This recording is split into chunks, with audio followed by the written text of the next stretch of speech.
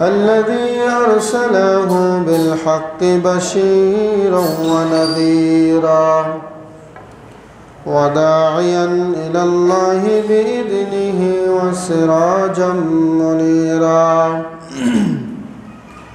أما بعد فقد قال الله تبارك وتعالى في كلامه المجيد وفرقانه الحميد أعوذ بالله من الشيطان الرجيم بسم الله الرحمن الرحيم سبحان الذي أسرى بعبده ليلا من المسجد الحرام إلى المسجد الأقصى الذي باركنا حوله لنريه من آياتنا إنه هو السميع البصير.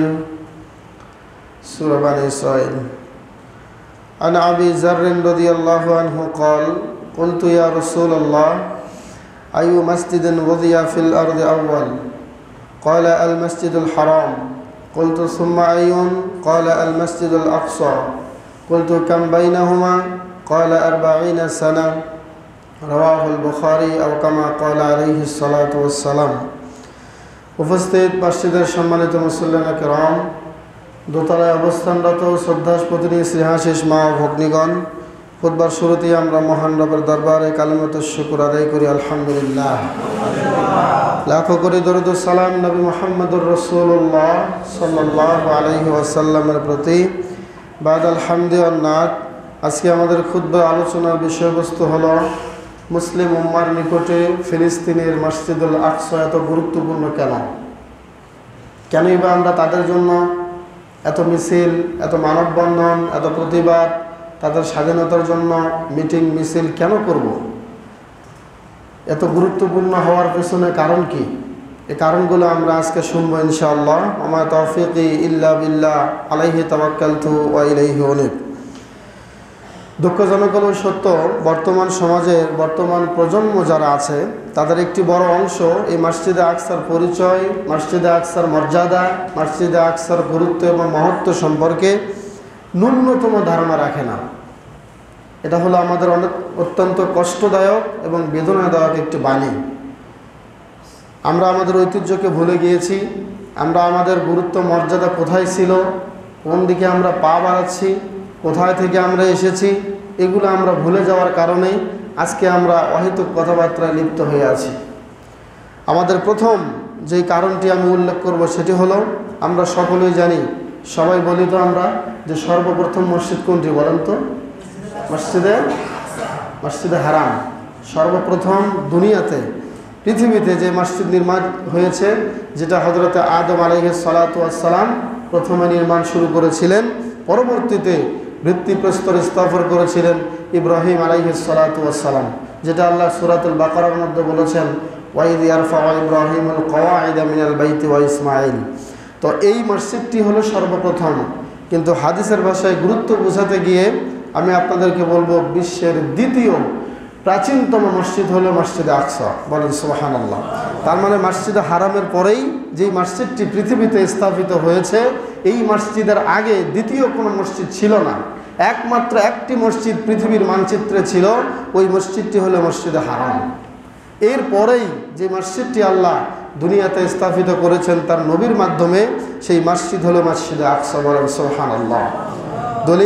দলিল সহিহ বুখারীর 3366 নম্বর হাদিস, আবু যার রাদিয়াল্লাহু তাআলা আনহু থেকে বর্ণিত। তিনি বলেন, আমি আল্লাহর নবীকে বললাম, ইয়া রাসূলুল্লাহ আইয়ু মসজিদুন ওদিয়া ফিল আরদি আউয়াল? কোন মসজিদটি পৃথিবীর মধ্যে সর্বপ্রথম নির্মিত হয়েছে? তখন বিশ্বনবী সাল্লাল্লাহু আলাইহি ওয়াসাল্লাম বললেন, সেটি হলো আল মসজিদুল হারাম। মসজিদে হারাম, যেটা মক্কাতে বাইতুল হারাম নামে যেটা পরিচিত। এরপরে আবু যার বললেন, সুম্মা কুলতু, এরপরে আমি আল্লাহর নবীকে বললাম যে সুম্মা আইয়ুন, এরপরে কোন মসজিদটি পৃথিবীতে দ্বিতীয়বার নির্মিত হয়েছে? তখন বিশ্বনবী বললেন, সেই মসজিদটি হচ্ছে মসজিদুল আকসা। এরপরে বিশ্বনবীকে আবু জার বললেন, ইয়া রাসূলুল্লাহ কাম বাইনাহুমা, মসজিদে হারাম এবং মসজিদে আকসা এই দুইটির মাঝে ব্যবধান কত দূর, কতখানি বা কত দিনের ব্যবধানে মসজিদ দুটি নির্মিত হয়েছে? বিশ্বনবী বললেন আরবাঈনা সানা, 40 বছরের ব্যবধানে। 40 বছরের ব্যবধানে মসজিদে হারাম থেকে মসজিদে আকসার নির্মাণের দূরত্ব, নির্মাণের সময়ের দূরত্ব। তাহলে আমরা প্রথম গুরুত্ব পেলাম যে মসজিদ এমন একটি মসজিদ, এই মসজিদে আকসা, যেই মসজিদে আকসা বাইতুল্লাহর পরেই, মসজিদুল হারামের পরেই আল্লাহ রাব্বুল আলামিন দুনিয়াতে তার মর্যাদা দিয়েছেন, বলি সুবহানাল্লাহ। 2 নম্বর কারণ হলো এই মসজিদে আকসা এটি বরকতময় ভূমি এবং বরকতময় একটা মসজিদ বলে আল্লাহ রাব্বুল আলামিন কোরআনে স্পষ্ট উল্লেখ করেছেন, বলি সুবহানাল্লাহ। আল্লাহ রাব্বুল আলামিন বলেছেন, সুবহানাল্লাযী আসরা বিআবদিহি লাইলাম মিনাল মাসজিদিল হারাম ইলাল মাসজিদিল আকসা আল্লাযী বারাকনা হাওলা লিনুরিয়াহু মিন আয়াতিনা ইন্নাহু হুয়াস সামিউল বাসীর। সূরা বানী ইসরাঈলের প্রথম আয়াত আল্লাহ বলেছেন, পবিত্রতা সেই আল্লাহ, যে আল্লাহ রাব্বুল আলামিন তার বান্দাকে মসজিদে হারাম থেকে মসজিদে আকসায় তিনি ভ্রমণ করিয়েছেন রাত্রের কিছু অংশে। কেন ভ্রমণ করিয়েছেন? লিনুরিয়াহু মিন আয়াতিনা, এমন মসজিদে তিনি ভ্রমণ করিয়েছেন যেই মসজিদের চতুর্পাশে বরকত দিয়ে ভরা, বলেন সুবহানাল্লাহ। এই মসজিদের চতুর্পাশে বরকতে ভরা, এটা কার কথা? আল্লাহর কথা। তাহলে বোঝা যায় এই মসজিদটা বরকতময়, এই মসজিদের আশেপাশের জায়গাগুলো আল্লাহ রাব্বুল আলামিনের কাছে বরকতময় ভরা। এটি 2 নম্বর গুরুত্ব। 3 নম্বর গুরুত্ব হলো, 3 নম্বর অর্থাৎ মসজিদে আকসা গুরুত্বপূর্ণ এবং আমাদের কাছে মাহাত্ম্য এবং মর্যাদার দিক দিয়ে কেন এত গুরুত্বপূর্ণ, তার 3 নম্বর কারণ হলো এই মসজিদটি মসজিদের যত মসজিদ আছে পৃথিবীতে প্রত্যেকটা মসজিদের মধ্যে ফজিলতের দিক দিয়ে 3 নম্বর কাতারে আছে, সুবহানাল্লাহ। 1 নম্বর ফজিলত হলো মসজিদে হারাম, সেখানে 1 রাকাত সালাতের সমান সওয়াব হচ্ছে 1 লক্ষ রাকাতের, বলেন সুবহানাল্লাহ। আর মসজিদে নববী যেটা, এই মসজিদে নববীতে 1 রাকাত সালাতের সওয়াব হলো 50,000 রাকাতের সওয়াব। আর মসজিদের আকসা যেটা ফিলিস্তিন, এখানে সালাত আদায়ের কথা বিশ্বনবী বলেছেন যে এই মসজিদ এমন একটি মসজিদ যেই মসজিদে 1 রাকাত সালাত আদায় করলে 500 রাকাতের সালাতের সওয়াব হয়ে যায়, সুবহানাল্লাহ। বিশ্বনবী নবী মুহাম্মদ রাসূলুল্লাহ সাল্লাল্লাহু আলাইহি ওয়াসাল্লাম একথাই বলেছেন, আস-সালাতু ফি বাইতুল মুকাদ্দাস, ও আমার সাহাবীরা, বাইতুল মুকাদ্দাসে সালাতের সওয়াব বি-500 সালাত। মুসনাদে আহমদের মধ্যে এসেছে, মুসনাদে বাজ্জারের মধ্যে হাদিসটি এসেছে, 422 নম্বর হাদিস। বিশ্বনবী বলেছেন 500 রাকাত নামাজের সওয়াব, হাদিস সহিহ। 4 নম্বর কারণ হলো এই মসজিদটি বিশ্বনবী মুহাম্মদ রাসূলুল্লাহ সাল্লাল্লাহু আলাইহি ওয়াসাল্লাম এই মসজিদকে কেন্দ্র করে একসময় কিবলা মনে করে সালাত আদায় করেছেন, সুবহানাল্লাহ। এই মসজিদটি আমাদের একসময় কি ছিল? কিবলা ছিল। এখন আমরা কোন দিকে হয়ে সালাত আদায় করি? মসজিদে হারাম। কিবলা হচ্ছে আমাদের মসজিদে হারাম, কাবার দিকে। এই কাবা, এই কিবলা একসময় ছিল মসজিদে আকসা, বলেন সুবহানাল্লাহ। বিশ্বনবী মুহাম্মদ রাসূলুল্লাহ সাল্লাল্লাহু আলাইহি ওয়াসাল্লামের একজন সাহাবী ইবনে আব্বাস রাদিয়াল্লাহু তাআলা আনহু, তিনি বলেন যে রাসূল সাল্লাল্লাহু আলাইহি ওয়াসাল্লাম ইউসাল্লি ওয়া হুয়া বিমক্কা, তিনি মক্কাতে থাকা অবস্থায় সালাত আদায় করেছেন নাহওয়া বাইতুল মুকাদ্দাসে, বাইতুল মুকাদ্দাসের দিকে ফিরে, ওয়াল কাবাতু বাইনা ইয়াদাইহি, এমনকি বিশ্বনবীর সামনে কাবাও ছিল। কাবা থাকা সত্ত্বেও বিশ্বনবী বাইতুল মাকদিসের দিকে সালাত আদায় করেছেন।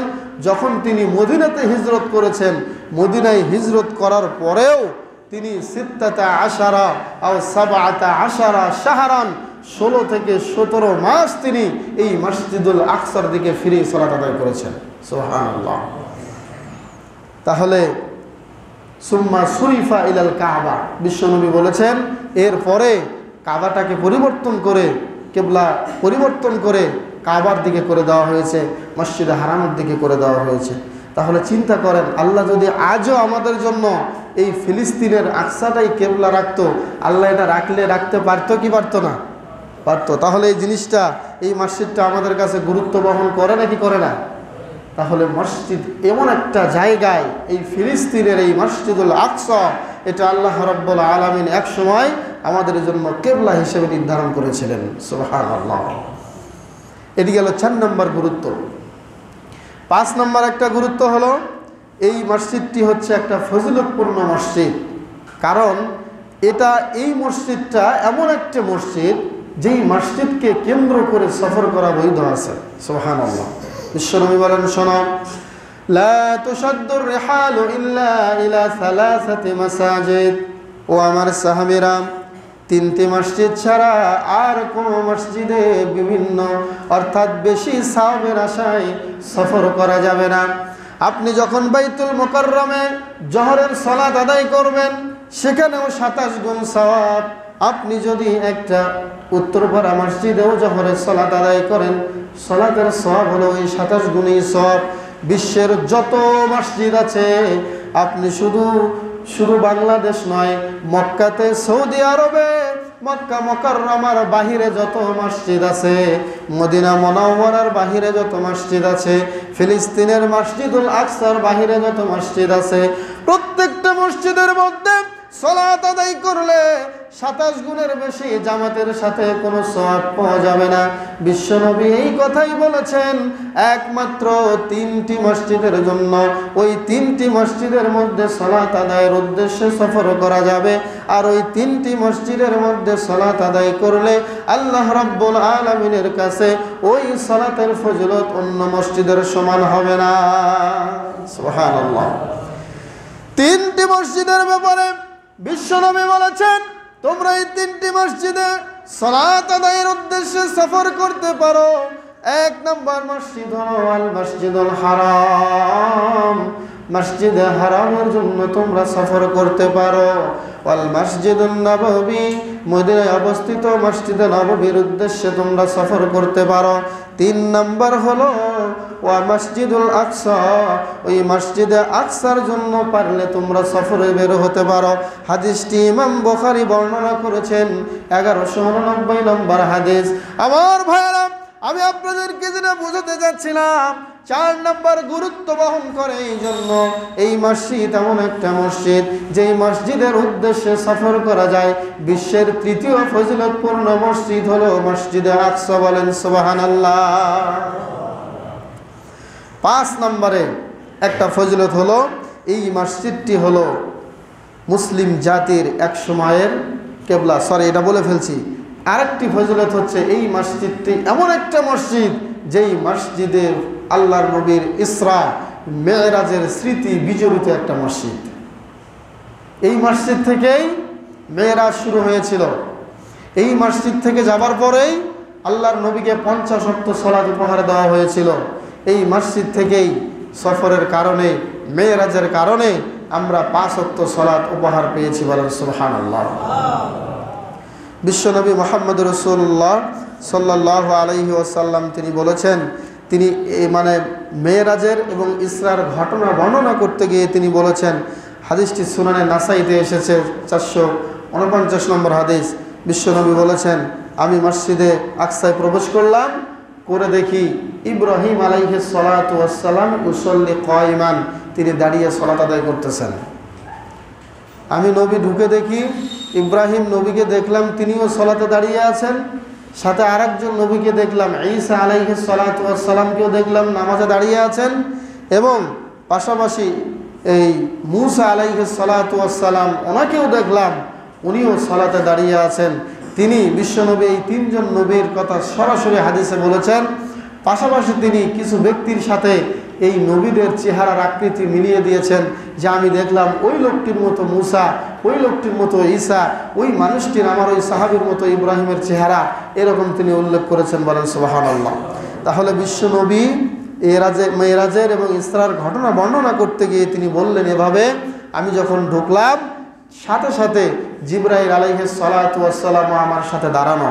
হঠাৎ করে ফাহানাতিস সালাত, সালাতের রক্ত হয়ে গেল।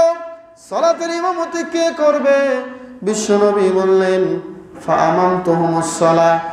জিবরাইল আলাইহিস সালাতু ওয়াস সালাম আমাকে পেছন থেকে ধাক্কা দিলেন, একটু সামনে আগায় যেতে বললেন, আমাকে সামনে আগায় দিলেন। ফাআমামতুহুমুস সালাহ, আমি স্বয়ং নবী হয়ে সমস্ত নবীদের ইমামতি করলাম। সুবহানাল্লাহ, আমি শেষ নবী হয়ে সমস্ত নবীর ইমামতি করলাম। তাহলে বলুন তো আমরা 5 নম্বর ফজিলত কি পেলাম? এই মসজিদটি মেরাজ এবং ইসরার স্মৃতি বিজড়িত একটি মসজিদ। এই জন্য এই মসজিদটি আমাদের কাছে এত গুরুত্বপূর্ণ। আরেকটি গুরুত্বপূর্ণ হলো এই মসজিদুল আকসার যে জায়গা, আশপাশের যেই ভূমি আছে, জমিন আছে, এই জায়গাটুকুই হবে কিয়ামতের দিন হাসরের ময়দান। বলেন সুবহানাল্লাহ। বাংলাদেশের মুসল্লিরা সেই দিকেই দৌড়াবে, ইরাকের মুসল্লিরা ওই দিকেই দৌড়াবে, ভারতের মুসলমানেরা, ভারতের বান্দারা ওই দিকেই দৌড়াবে, এমনকি মক্কা মদিনা সৌদি আরবের গোলামেরাও ওই দিকেই দৌড়াবে। কেউ নিজ নিজ জায়গায় থাকতে পারবে না। হাসরের ময়দান যে জায়গায় হবে ওই জায়গাটির নাম হলো মসজিদুল আকসা। বলেন সুবহানাল্লাহ। চিন্তা করেছেন? সেখানে আল্লাহ রাব্বুল আলামিনের সিংহাসন থাকবে, সেখানে আল্লাহ রাব্বুল আলামিন বিচার ফয়সালা শুরু করবেন। এমন একটা গুরুত্বপূর্ণ জায়গা হলো ফিলিস্তিনের মসজিদে আকসা। চিন্তা করেন যে কেমন জায়গার অধিবাসী আমরা, কেমন জায়গায় আমাদের নবীদের পদচারণা হয়েছিল। এর দলিল হচ্ছে আবু ইয়ালা একটা হাদিসের গ্রন্থ আছে, তার হাদিসের গ্রন্থের মধ্যে 7088 নম্বর হাদিস। বিশ্বনবী সেখানে বলেছিলেন, মাইমুনা একদিন বিশ্বনবীকে বলছেন তার স্ত্রী, ইয়া রাসূলুল্লাহ আফতিনা ফি বাইতুল মুকাদ্দাস, আমাকে বাইতুল মুকাদ্দাস সম্পর্কে কিছু বলেন, আমাদেরকে বাইতুল মুকাদ্দাস সম্পর্কে কিছু ধারণা দেন।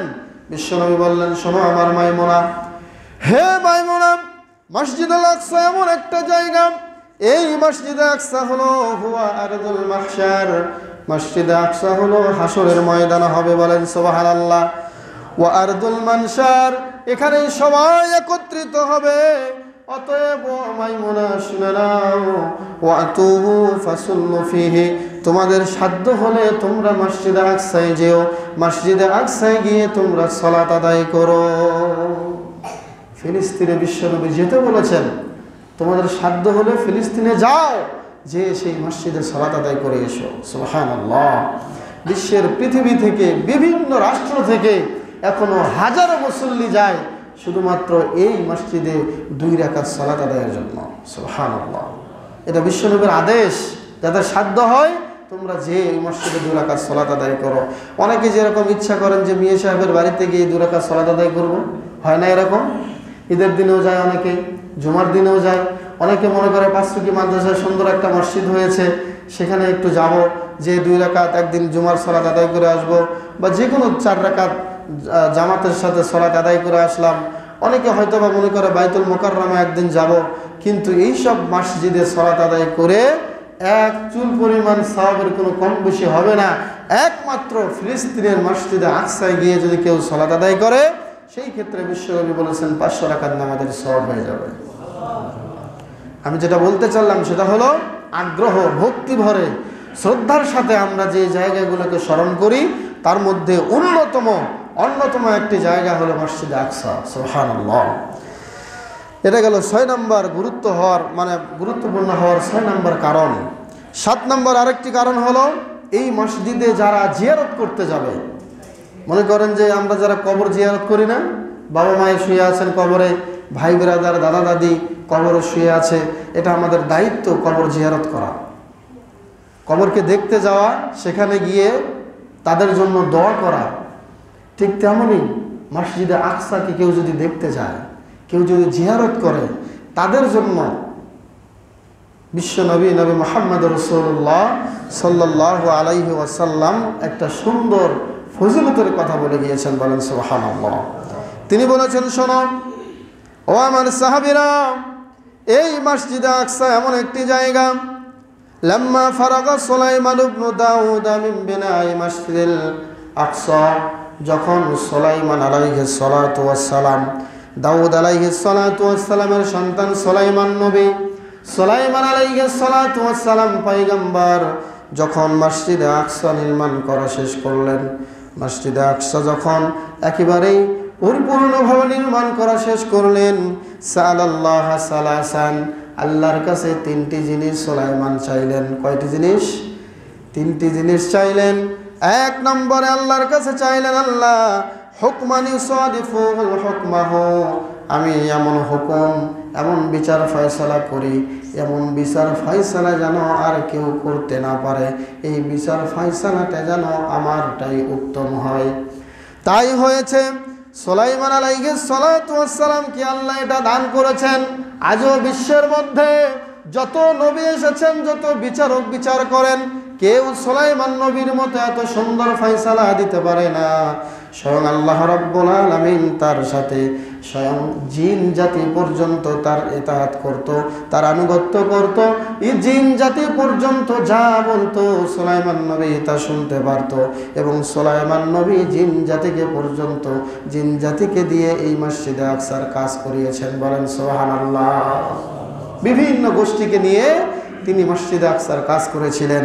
তো তিনটি জিনিস চেয়েছিলেন। প্রথমটি হলো, আল্লাহ আমাকে যেই হুকুম দিয়েছেন, আমাকে যেই প্রজ্ঞা দিয়েছেন, বিচারের জ্ঞান দিয়েছেন, এরকম জ্ঞান আর কারো থাকবে না।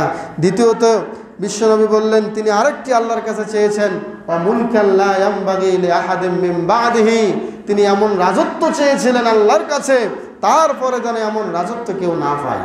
ঠিক তেমনি এমন সুন্দরভাবে রাজ্য পরিচালনা করার অধিকার বা এমন যোগ্যতাও তারপর আর কেউ পায় নাই।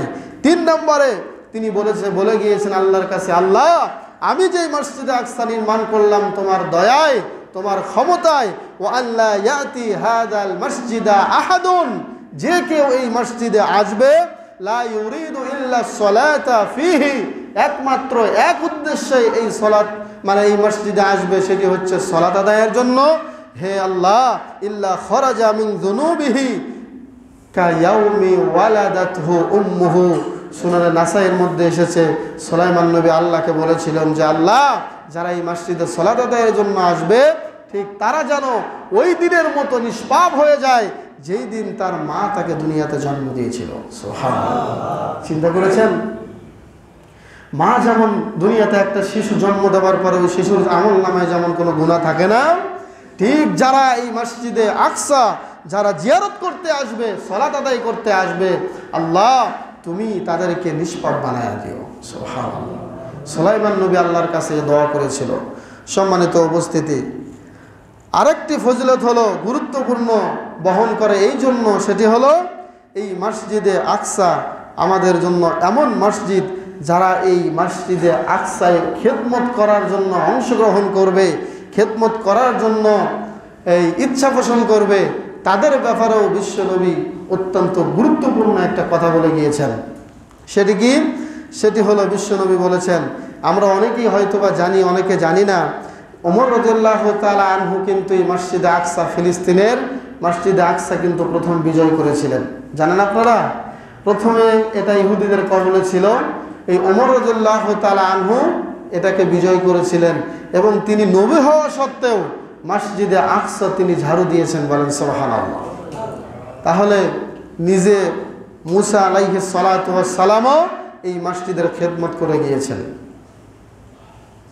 এই মসজিদের খেদমতের ব্যাপারে বিশ্বনবী বলেছেন, শোনো, মাইমুনা রাদিয়াল্লাহু তাআলা আনহা তিনি বলেন যে আমরা আল্লাহর নবীকে বললাম যে ইয়া রাসূলুল্লাহ মাল্লাম ইস্তাতি আন ইয়াতাহাম্মালা ইলাইহি, আমাদের মধ্যে কেউ যদি মসজিদে আকসায় যেতে না পারে, যেতে পারলাম না কিন্তু ইচ্ছা ছিল প্রবল, অর্থের কারণে হোক, যে কোনো কারণে হোক, যদি যেতে না পারি তাহলে আমাদের এই বিশাল সওয়াব পাওয়ার উপায় কি? তখন বিশ্বনবী বললেন, শোনো, ক্বালা মাল্লাম ইস্তাতি, যে ব্যক্তি আইয়াতিয়াহু, যে ব্যক্তি মসজিদে আকসায় যাওয়ার ক্ষমতা রাখবে না, ফাল ইহুদি ইলাইহি যাইতান, সে যেন এই মসজিদে আকসাতে বাতি জ্বালানোর জন্য কিছু তেল পাঠিয়ে দেয়। কথাটা ভালো করে বুঝবেন, বিশ্বনবী কি বললেন? যে কেউ যদি যেতে না পারে মসজিদে আকসায় বাতি জ্বালানোর জন্য যেন একটু হলেও তেল পাঠিয়ে দেয়। তেল পাঠিয়ে দেওয়ার পরে সুম্মা ইউসরাজু ফিহি, এই তেলের বাদৌলাতে তার এই তেল দিয়ে মসজিদে আকসার ভেতরে যদি বাতি জ্বলে ওঠে, ফাইন্না মিন আহদা ইলাইহি যাইতান, বিশ্বনবী বলেছেন কানা কামান কদ আতা, এই বাতি যদি জ্বালানো হয় তার তেলের বাদৌলাতে, তুমি শুনে রেখো ওই ব্যক্তি মসজিদে আকসায় যাওয়ার যে সওয়াব, সে সওয়াব পেয়ে যাবে। সুবহানাল্লাহ। তাহলে সেখানে একটা বাতি জ্বালানোর জন্য এত যদি উৎসাহ দিয়ে থাকেন বিশ্বনবী, আর সেখানকার মুসলমানরা মরছে, সেখানকার মুসলমানদের জন্য আমাদের অর্থ দিয়ে সহযোগিতা করার দরকার আছে না? আছে। প্রিয় উপস্থিতি, এটা আসছে মুসনাদে আবু ইয়ালা ৭০৮৮ নম্বর হাদিস। বিশ্বনবী আরও গুরুত্ব বর্ণনা করতে গিয়ে তিনি বলেছেন, যারা মক্কাতে হজ করতে যায়, হজ করতে গেলে আমাদের হাজি সাহেবরা একটা নির্দিষ্ট জায়গা আছে বাংলাদেশে হাজিদের জন্য, সেখান থেকে এহরাম বাঁধতে হয়। কিন্তু বিশ্বনবী ওই সময় বলে গিয়েছেন, এখনও কেউ যদি মসজিদে আকসা থেকে এহরাম বাঁধে, এহরাম বেঁধে হজ করার ব্যাপারে বিশ্বনবী উৎসাহ দিয়ে গিয়েছেন। বলেন সুবহানাল্লাহ।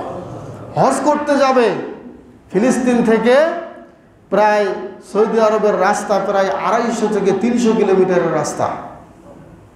ওই সময় অনেক সাহাবী এই মসজিদে আকসা থেকে এহরাম বাঁধত এবং হজ করতো মক্কাতে গিয়া। সুবহানাল্লাহ, কত গুরুত্বপূর্ণ একটা মসজিদ। বিশ্বনবী বলেছেন, শোনো, মান আহাল্লা বিউমরা মিন বাইতিল মুকাদ্দাস গুফিরা লাহু মা তাকদ্দামা মিন দামবিহি। ও আমার সাহাবীরা, যে ব্যক্তি হজ করার জন্য বাইতুল মাকদাস থেকে ইহরাম বেঁধে হজের নিয়ত করে ফেলল, বিশ্বনবী বলেছেন ওই ব্যক্তির জীবনের সমস্ত গুনাহ আল্লাহ ক্ষমা করে দেবেন। এটাও একটি গুরুত্ব বহন করে যে অবশ্যই এই মসজিদটি এমন একটি মসজিদ, যেই মসজিদের ব্যাপারে বিশ্বনবী এই কথা বলেছেন। দেখেন, একটা পবিত্র ভূমি মসজিদে আকসা, আর একটা পবিত্র ভূমি হচ্ছে বাইতুল্লাহ, মসজিদে হারামের জায়গা, মক্কা নগরী। এক পবিত্র ভূমি থেকে আরেক পবিত্র ভূমিতে যাওয়া, এটা সৌভাগ্যের কিনা? এটা একটা সৌভাগ্যের বিষয়। একটা পবিত্র জায়গায় যাচ্ছেন, যাওয়ার পরেও আরেকটা পবিত্র জায়গা থেকে যদি আপনি ইহরাম বেঁধে যান, এর চেয়ে সৌভাগ্য আর কিছু হতে পারে না। ইমাম মুনজিরি তিনি বলেছেন, এই হাদিসটি খুবই সহিহ এবং সনদ তার অত্যন্ত শক্তিশালী। বলেন সুবহানাল্লাহ। এই হাদিসটির ব্যাপারে অনেকে কিছু কথা বলেছেন, উনি বলেছেন যেন হাদিসটি সহিহ। সম্মানিত উপস্থিতি, আরেকটি গুরুত্বপূর্ণ বহন করার পেছনে কারণ হলো এই বাইতুল আকসা, মসজিদে আকসা, বাইতুল মাকদিসের আশপাশে বসবাস করার জন্য, সান্নিধ্য নেওয়ার জন্য বিশ্বনবী উৎসাহ দিয়েছেন। বলেন সুবহানাল্লাহ। যদি কারো সাধ্য হয় এই বাইতুল মাকদিসের আশপাশে যেন বসবাস করার জন্য ব্যবস্থা করে, এটা আল্লাহ নবীর উৎসাহ দিয়ে গিয়েছেন। আবু জার তিনি বললেন যে রাসূল সাল্লাল্লাহু আলাইহি ওয়াসাল্লাম বলেছেন যে অচিরেই এমন একটা সময় চলে আসবে যখন কোনো ব্যক্তি যদি ঘোড়ার রশি পরিমাণ একটা জায়গাও পেয়ে যায়, ঘোড়ার রশি রাখতে যতটুকু জায়গার আগে লাগে এতটুকু জায়গা যদি কেউ পায়, তখন সেখান থেকে সে যদি ইচ্ছা করে যে আমি একটু বাইতুল মাকদাস দেখব, বাইতুল মাকদাসের আশেপাশে এমন একটা জায়গা পেল, ঘোড়ার দড়ি রাখার সমবান একটা জায়গা, এই জায়গায় দাঁড়িয়ে সে মসজিদে আকসা একটু লক্ষ্য করবে, একটু দেখবে। বিশ্বনবী বলেছেন এটা তার জন্য এমন উত্তম হতো, সমগ্র দুনিয়ার সমতুল্য এই জায়গাটা, অর্থাৎ এই জায়গা বিক্রি করলে এই জায়গার মূল্য সমগ্র দুনিয়ার চেয়ে উত্তম হবে। বলেন সুবহানাল্লাহ। তাহলে ফিলিস্তিনের আশপাশে জায়গা নেওয়া, ফিলিস্তিনের আশপাশে বসবাস করা, এটা আল্লাহ রাব্বুল আলামিনের সান্নিধ্য পাওয়ার উত্তম একটি মাধ্যম। এই হাদিসটি সহিহ, ইমাম তাবরানী ৬৯৭৯ নম্বর হাদিসটি বর্ণনা করেছেন। আরেকটি গুরুত্বপূর্ণ হওয়ার কারণ হলো এই বাইতুল মাকদিসে মৃত্যু কামনা করেছেন স্বয়ং নবীরা। বলেন সুবহানাল্লাহ। এই বাইতুল মাকদিসে যেন তাদের মৃত্যু হয়, এবং স্বয়ং মূসা আলাইহিস সালাতু ওয়াস সালাম তিনি এই মাটিতে মৃত্যুর আরজি করেছিলেন। রাসূল সাল্লাল্লাহু আলাইহি ওয়াসাল্লাম তিনি বলেছেন তার মৃত্যুর ঘটনা বর্ণনা করতে গিয়ে যে মূসা আলাইহিস সালাতু ওয়াস সালাম তিনি কিভাবে মৃত্যুবরণ করেছেন, তিনি বলেছেন যে আমি গিয়ে দেখেছি যে যখন আমি ফিলিস্তিনে গেলাম, যাওয়ার পরে আমি লক্ষ্য করলাম যে এমন একটা জায়গা, উঁচু একটা লাল টিলার মতো দেখা যায়, আমি যদি সেখানে থাকতাম তোমাদেরকে ওই লাল টিলার জায়গাটা আমি দেখাইয়া দিতাম রাস্তার পাশেই, আমি তোমাদেরকে এই মূসা নবীর কবরটা সেখানে দেখায়া দিতাম। সুবহানাল্লাহ। সেই বুখারীতে হাদিসটি এসেছে এবং এখনও মূসা আলাইহিস সালাতু ওয়াস সালাম এই পবিত্র মসজিদুল আকসার পাশেই তিনি শুয়ে আছেন। বলেন সুবহানাল্লাহ। এগুলি হচ্ছে মসজিদ আকসা আমাদের কাছে গুরুত্বপূর্ণ হওয়ার কারণ। এরপরে আমরা বাংলাদেশে আহলে হক নিয়ে অনেক দ্বন্দ্ব দেখি। যারাই দল করতেছেন, যারাই যে সংগঠন করতেছেন, সবাই বলতেছে আমরাই হক, আমরাই সঠিক পথে আছি। এই যে ব্রাহ্মণবাড়িয়ায় মসজিদ ভাঙলো, আপনারা অনলাইনে দেখছেন না? তাদের দাবি হলো আমরা বেদাতি, আমরা বেদাতি, আমরা পথভ্রষ্ট, আমাদের মসজিদ ভেঙ্গে চুরে খান খান করে দেবে। এই দুনিয়াতে মানুষ যদি আমাদের সাথে আসে তাহলে তারা পথভ্রষ্ট হয়ে যাবে। যেমন ইহুদিরা বলতো যে কুনু হুদান আও নাসারা তাহতাদু। ইহুদি নাসারাদের কথা হলো তোমরা ইহুদি হও, তোমরা নাসারা হও, তাহলে তোমরা সঠিক পথ পাবে। বলেন নাউজুবিল্লাহ। আজকালকের শিয়া সুন্নিরা হয়েছে এরকম, তারা বলতেছে তোমরা যদি শিয়া না হও, তোমরা যদি সুন্নি না হও, তাহলে তোমরা পথভ্রষ্ট, তাছাড়া তোমরা পথ খুঁজে পাবে না। কিন্তু যদি আল্লাহ রাব্বুল আলামিনের লঙ্ঘন, আল্লাহ রাব্বুল আলামিনের ধর্মের বিরুদ্ধাচরণ হয়, সেটা আবার আহলে হক কেমনে হয়? কিন্তু বিশ্বনবী বলে গিয়েছেন, শোনো, আহলে হক যারা হবে, যারা সঠিক ধর্মের অনুসারী যারা হবে, তাদের স্থান পৃথিবীর কোথাও হবে না, তাদের জায়গা হবে মসজিদে আকসার আশপাশে। বলেন সুবহানাল্লাহ। আমরা যতই আহলে হাদিসরা বলি আমরা আহলে হক, কিন্তু আসল আহলে হকদের অবস্থান হবে কোথায়? মসজিদে আকসার পাশে। এটা বিশ্ব নবী বলে গিয়েছেন। দলিল মুসনাদে আহমদের মধ্যে এসেছে 22,320 নম্বর হাদিস, আবু উমামা আল বাহিলি রাদিয়াল্লাহু তাআলা আনহু থেকে বর্ণিত। তিনি বলেন, ক্বালা রাসূলুল্লাহ সাল্লাল্লাহু আলাইহি ওয়াসাল্লাম, রাসূল সাল্লাল্লাহু আলাইহি ওয়াসাল্লাম বলেছেন, শোনো, লা তাজালু তায়ফাতুম মিন উম্মতি যাহিরিনা আলাল হক। একটি দল আমার উম্মতের মধ্যে থাকবে, সর্বদাই তারা হকের উপরে প্রতিষ্ঠিত থাকবে। লা ইয়াদুররুহুম মান খাযালাহুম। তাদের যারা বিরোধিতা করবে, তারা তাদের কেউ ক্ষতি করতে পারবে না, তাদের কোনোই ক্ষতি করতে পারবে না। হাত্তা ইয়াতি আমরুল্লাহ, এমনকি কিয়ামত হয়ে যাবে। কিয়ামত পর্যন্ত তারা হকের উপরে থাকবে। তখন আবু উমামা আল বাহিলি রাদিয়াল্লাহু তাআলা আনহু তিনি বলেন যে, সাহাবীরা প্রশ্ন করলো, ইয়া রাসূলুল্লাহ, এই যে হকের উপরে একটা দল প্রতিষ্ঠিত থাকবে, তো আইনা হুম, তারা কোথায় থাকবে? হকের উপরে প্রতিষ্ঠিত যে দল, এদেরকে পাবো কোথায় আমরা? তখন বিশ্বনবী সুন্দর করে বলেছেন, ক্বালা বাইতুল মুকাদ্দাস ওয়া আকনাফি বাইতুল মুকাদ্দাসি। হয়তোবা তারা বাইতুল মুকাদ্দাসের আশপাশেই থাকবে, নতুবা বাইতুল মুকাদ্দাসের ভেতরে থাকবে। বলেন সুবহানাল্লাহ। তাহলে চিন্তা করেন, এমন একটা জায়গা একমাত্র হক এবং সঠিক লোক থাকলে এই মসজিদের আশপাশেই থাকবে। সেই মসজিদটাই হচ্ছে মসজিদুল আকসা। সারা পৃথিবী বেঈমানদের ভরে গেলেও ওই জায়গাতে ইমানদার থাকবে, এটা বিশ্ব নবীর ফতোয়া। বলেন সুবহানাল্লাহ। এমন একটা জায়গায় হচ্ছে ফিলিস্তিন। প্রিয় উপস্থিতি, নুরুদ্দিন হাইসামি তিনি বলেছেন যে এই হাদিসের বর্ণনাকারীরা সবাই নির্ভরযোগ্য। এটি এমন একটা হাদিস, এই হাদিস সম্পর্কে কেউ কটু মন্তব্য করা তো দূরের কথা, কেউ একটা কথা মুখ বের করে বলার সাহস পায় না। হাদিসটি এত সনদের দিক দিয়ে এবং হাদিসটা নির্ভরযোগ্যর দিক দিয়ে এত সুন্দর। এই মসজিদে আকসা আমাদের কাছে গুরুত্বপূর্ণ হওয়ার আরেকটি কারণ হলো, এই মসজিদে আকসাই হবে হক এবং বাতিলের লড়াইয়ের নির্ধারণী স্থান। হক এবং বাতিলের যুদ্ধ আজীবন আমরা দেখে আসছি, কিয়ামত পর্যন্ত থাকবে। এই হক এবং বাতিলের চূড়ান্ত যে জায়গা, হক এবং বাতিলের নির্ধারণের চূড়ান্ত জায়গা হবে এই মসজিদে আকসা। বলেন সুবহানাল্লাহ। বিশ্বনবী বলেছেন, সাহাবী আবু হুরায়রা থেকে বর্ণিত, তিনি বলেন, ক্বালা রাসূলুল্লাহ সাল্লাল্লাহু আলাইহি ওয়াসাল্লাম, বিশ্বনবী বলেছেন, লা তাকুমুস সাআতু হাত্তা ইউকাতিলুল মুসলিমুনা আল ইয়াহুদা। ততক্ষণ পর্যন্ত কিয়ামত হবে না যতক্ষণ পর্যন্ত মুসলমানরা ইহুদিদেরকে হত্যা না করবে। তাহলে বোঝা যায় ইহুদিরা মুসলমানদের হাতে নিহত হবে, ইহুদিরা মুসলমানদের হাতে মার খাবে। এই সময় আর বেশি দিন নাই, সামনে এই সময় চলে আসবে। বলেন সুবহানাল্লাহ। বিশ্বনবী বলে গিয়েছেন, ততদিন পর্যন্ত কিয়ামত হবে না যতদিন পর্যন্ত ইহুদিরা মুসলমানদের হাতে নিহত না হবে। বিশ্বনবী এরপরে বললেন, ফায়াকতুলুহুমুল মুসলিমুন, চিন্তার কোনো কারণ নাই, ইহুদিরা ধ্বংস হবে, ইহুদিরা মুসলমানদের হাতে মার খাবে, অচিরেই মার খাবে।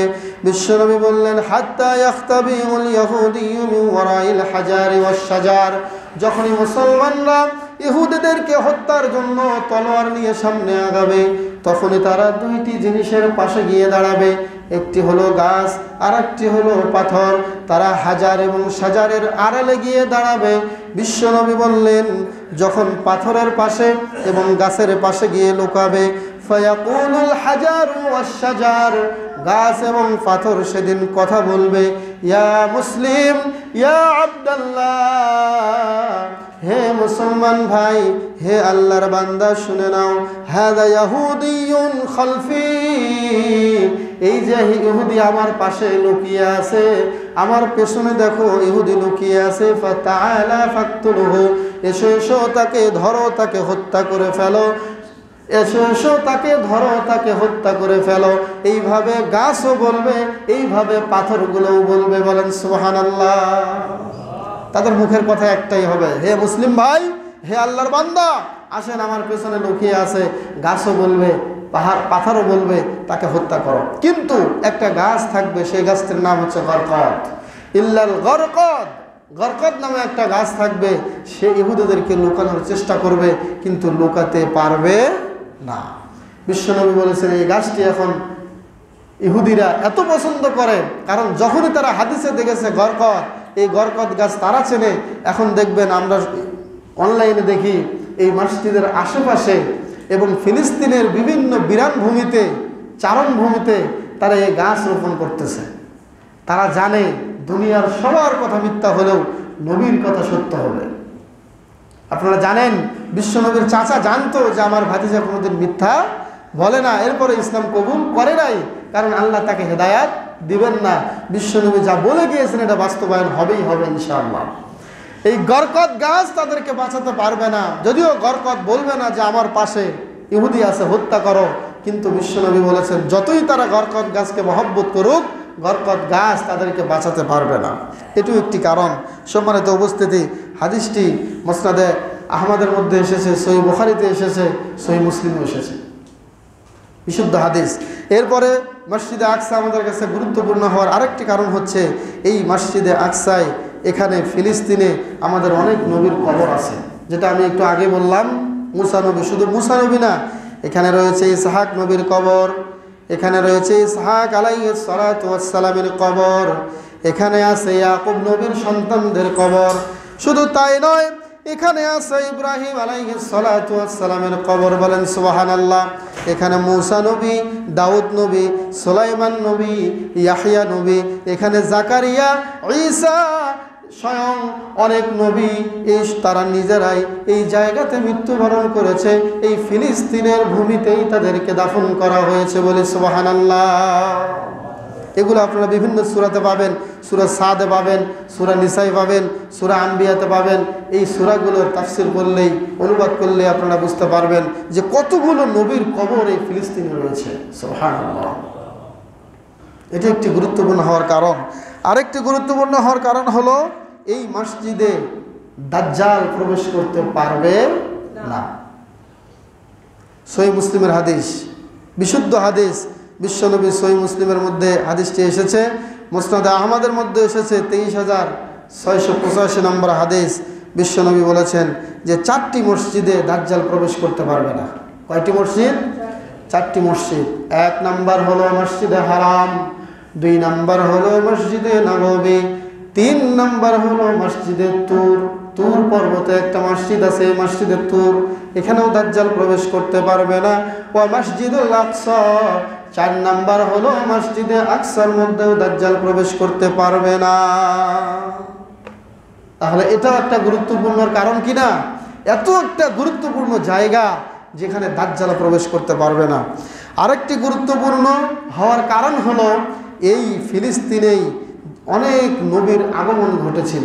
ওই যে আমরা শুনেছিলাম মুসা নবীকে ফেরাউন তার দলবল নিয়ে ধাওয়া করেছিল, ফেরাউন নীল নদ সমুদ্রে ডুবে মরল, লোহিত সাগরে ডুবে মরল, আর মুসা আলাইহিস সালাতু ওয়াস সালাম ওপারে চলে গেলেন। তিনি ওপারে গিয়ে কই গিয়েছিলেন জানেন আপনারা? ওপারে গিয়ে কোথাও যায় নাই, ওপারে গিয়ে তিনি চলে গিয়েছিলেন মসজিদে আকসার ফিলিস্তিনে। বলেন সুবহানাল্লাহ। মসজিদে আকসায় গিয়েছেন, ফিলিস্তিনে তিনি প্রবেশ করলেন। জর্ডান থেকে লূত আলাইহিস সালাতু ওয়াস সালাম জর্ডান থেকে এসেছিলেন এই ফিলিস্তিনে। বলেন সুবহানাল্লাহ। এরকম হাজারো অনেক নবীর জীবনী ঘাটলে আপনারা দেখতে পারবেন, অনেক নবীকে আল্লাহ রাব্বুল আলামিন অত্যাচার থেকে মুক্তি দেওয়ার জন্য, জুলুম থেকে নিরাপত্তা দেওয়ার জন্য পৃথিবীর আর কোথাও নিয়ে যান নাই, মসজিদে হারামের দিকেও নিয়ে যান নাই। আল্লাহ রাব্বুল আলামিন অনেক নবীকে, অনেক নবীর পরিবারকে, অনেক নবীর সন্তানদেরকে পর্যন্ত ফিলিস্তিনের মসজিদে আকসায় নিয়ে এসেছিলেন। বলি সুবহানাল্লাহ। তাদের মধ্যে রয়েছে স্ত্রী বিবি হাজরা, বিবি সারা, ইব্রাহিম আলাইহিস সালাতু ওয়াস সালামের পরিবার, পুরো সন্তানরা। এবং ইব্রাহিম আলাইহিস সালাতু ওয়াস সালাম ইরাক থেকে এসেছিলেন, তার ভাতিজা লূত আলাইহিস সালাতু ওয়াস সালাম এসেছিল। শুধু তাই নয়, দাউদ এবং সুলাইমান যাদের কথা একটু আগেই বললাম, বিবি মারিয়াম আলাইহিস সালাতু ওয়াস সালাম, ঈসা রূহুল্লাহর মা, তিনি স্বয়ং নিজে এই ফিলিস্তিনে মসজিদে আকসার খেদমত করেছেন বহু বছর। বলেন সুবহানাল্লাহ।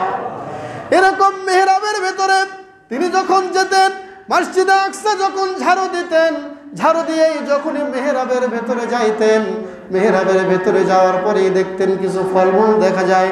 বিবি মারিয়াম ফলমূলগুলো খাচ্ছিলেন। তার খালু জাকারিয়া এসে জিজ্ঞেস করছিল, ও আমার মেয়ে, ও আমার কন্যা মারিয়াম, এই ফলগুলো তুমি কোথা থেকে পেলে? তখন বিবি মারিয়াম বলেছিল, হে আমার খালু, এই ফল কোত্থেকে আসছে আমি জানি না, আমার মনে হয় হাযা মিন ইনদিল্লাহ, এটা আল্লাহর পক্ষ থেকেই এসেছে। বলেন সুবহানাল্লাহ। যে সময় আঙ্গুরের কোনো সুযোগ নাই, আঙ্গুর খাওয়ার কোনো সুযোগ নাই, ওই সময় আল্লাহ মারিয়ামকে আঙ্গুর খাওয়াইতেন, মেহরাবের মধ্যে তিনি আঙ্গুর পেয়ে যেতেন। বলেন সুবহানাল্লাহ। এমন ভাবে যত্ন সহকারে বিবি মারিয়াম আলাইহিস সালাতু ওয়াস সালাম মসজিদে আকসায় আগমন করেছিলেন, মসজিদে আকসায় তিনি খেদমত দিয়েছিলেন। অনেকভাবেই তিনি মসজিদে আকসাকে অনেক যত্ন নিয়েছেন। বলি সুবহানাল্লাহ। এগুলো ইতিহাস। মসজিদে আকসার সাথে জাকারিয়া আলাইহিস সালাতু ওয়াস সালাম তিনিও এসেছিলেন। অনেক নবী নিজেরা এই ফিলিস্তিনে পা রেখেছেন। আল্লাহু আকবার। অনেক নবীদের হিস্ট্রি পড়লে আপনারা এটা খুঁজে পাবেন। এটা গুরুত্বপূর্ণ বহন করার একটি কারণ। আরেকটি কারণ হলো, আমরা যেই ইয়াজুজ এবং মাজুজের নাম শুনি, এই ইয়াজুজ এবং মাজুজ এই মসজিদের আশপাশেই তারা ধ্বংস হবে। বলেন সুবহানাল্লাহ। মসজিদের আশপাশে একটা পাহাড় থাকবে, বিশ্বনবী পাহাড়ের নাম বলেছেন জাবালে খামার। জাবালে খামার নামে একটা পাহাড় থাকবে। বিশ্বনবী বলেছেন, সহিহ মুসলিমের মধ্যে 2937 নম্বর হাদিস, বিশ্বনবী বলেছেন এই জাবালে খামার নামক জায়গায় এসে তারা আটকে যাবে, আর আগাতে পারবে না। যেভাবে চুমুক ধরে, চুমুকের মতোই পাহাড় তাদেরকে আটকায় দেবে। যখনই পাহাড় আটকায় দেবে, তখনই ঈসা আলাইহিস সালাতু ওয়াস সালাম আল্লাহর কাছে দোয়া করবেন, সাথে সাথেই তারা গলে পচে ওই পাহাড়ের সাথে মিশে যাবে। এই জায়গাটা কোথায়? বাংলাদেশে? সৌদি আরবে? কোথায় এটা? ফিলিস্তিনের মসজিদের পাশেই হবে। সুবহানাল্লাহ। তাহলে এতক্ষণ যাবত আমি যে কথাগুলি বললাম, এক একে 18টি কারণ আমি উল্লেখ করেছি আপনাদের সামনে। কয়টি কারণ? 18টি কারণ উল্লেখ করলাম। এর কারণ ছিল যেটি বর্ণনা করার পেছনে, সেটি হলো মসজিদে আকসা আমাদের কাছে এত গুরুত্বপূর্ণ কেন। যে আলোচনা শুনলাম, ওপরে আলোচনা দ্বারা স্পষ্ট যেটা বুঝাতে চাচ্ছিলাম সেটি হলো, আল আকসা বাইতুল মুকাদ্দাস এটি ইসলামের দৃষ্টিতে অনেক তাৎপর্যপূর্ণ, অনেক গুরুত্বপূর্ণ এবং মুসলিম উম্মার জন্য অনেক গুরুত্বপূর্ণ। সাথে সাথে দুঃখজনক বিষয় হলো, গোটা মুসলিম জাতি আজকে আমাদের এই আকসার বিষয়ে দায়িত্বহীনতার শিকার হয়ে পড়েছে। মসজিদে আকসা নিয়ে তাদের কোনো টেনশন নাই। বিশ্ব মরলরা, বিশ্ব নেতা যারা, তারা তাদের স্বার্থ নিয়ে ব্যস্ত, তারা তাদের ক্ষমতা নিয়ে ব্যস্ত, কিন্তু মসজিদে আকসা নিয়ে তাদের কোনো মানবতা নাই, তাদের কোনো একটা বিবৃতিও আমরা দেখি না। কথা বলেন ঠিক কিনা? অতএব আল্লাহ রাব্বুল আলামিন আমাদের মাফ করুক। আমরা যেন এই আল আকসার মুক্তির জন্য সবাই মিলে জেগে উঠতে পারি। আল্লাহ যেন আমাদেরকে সেই ঈমান দেন। হাযা মা ইনদি ওয়াল ইলমু ইনদাল্লাহ আলাইহি তাওয়াক্কালতু ওয়া ইলাইহি